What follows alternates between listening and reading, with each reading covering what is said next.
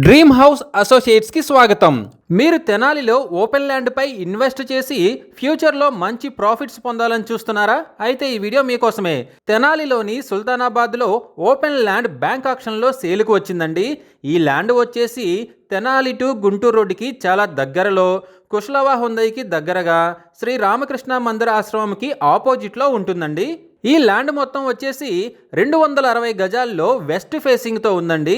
ఈ property bank auction starting price వచ్చేసి 32,23,000తో మొదలవుతుందండి.